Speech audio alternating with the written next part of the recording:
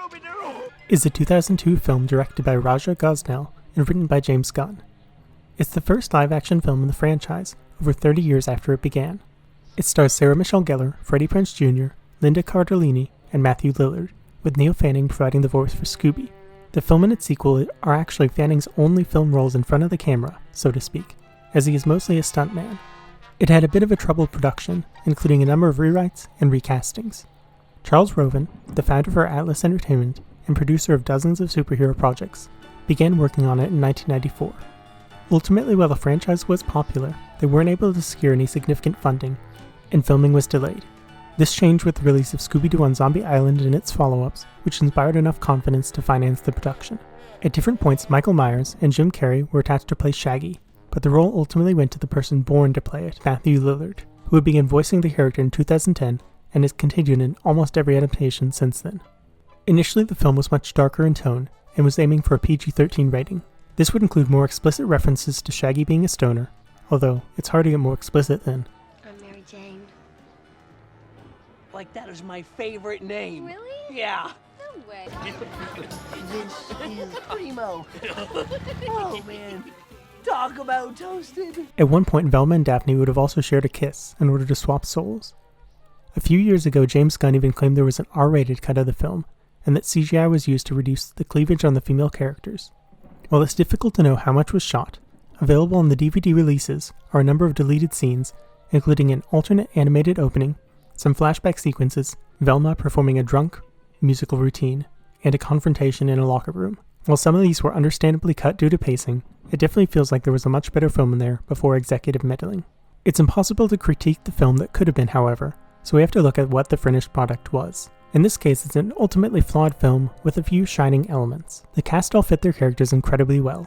Gellar had many years of experience playing a damsel-turned-badass, and her real-life relationship with Freddie allowed their chemistry to feel natural, and their kiss at the end of the film feel like a logical conclusion.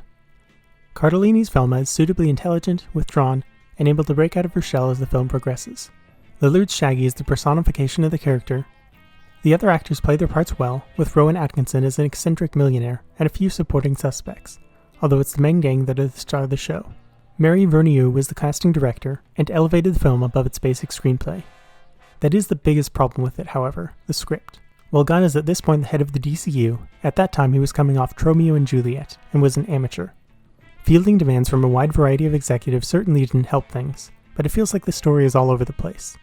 The initial breakup of the gang makes sense, and follows up on Zombie Island, which is a good base, albeit with an odd Pamela Anderson cameo.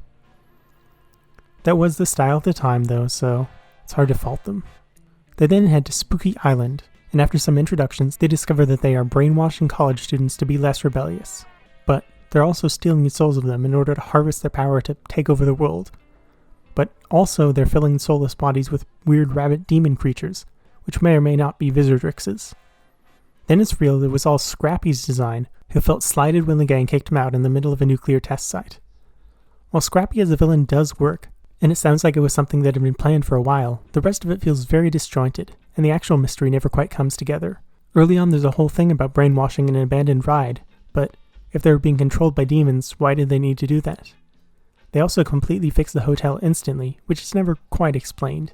The behavior between the demon monsters is similarly quite different from person to person, and them dying in sunlight feels arbitrary. The worst part, however, is the comedy. While there are some clever references, and decent bits related to the characters, there's also a lot of body humor jokes that go on for far too long. Scooby-Doo has always been more slapstick and universal. It definitely didn't need Scrappy peeing on Daphne. Then again, it did win the Kids' Choice Award for Best Fart in a Movie, so what do I know? Another downside is the dated CGI. While in some lightings it works, and the little floating souls look pretty good, Scooby doesn't quite, and that's the big one. Given the style they were going for, they couldn't use a real dog, so it makes sense to have CGI, but it has the problem of basically all early 2000s designs. The lighting just doesn't look right. This also applies to all the bunny monsters, which are in a decent portion of the film. It's hard to blame them, it's just kind of how it was, but it does detract from the film. One thing that is great, however, is the production design. The opening is a suitably Scooby-Doo factory, and then there's the creepy island, abandoned castle, and a cave network. Better than all of that, however, is the Rastapunk, which makes up the party areas of the island.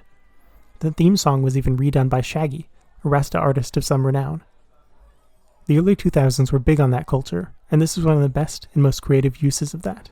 This contributes to something that is very difficult to quantify, but can generally be called the vibe.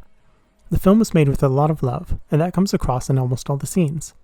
It invokes the nostalgia of being young and excited for the newest release. People were genuinely ecstatic to see Scooby-Doo in live action, and for good reason.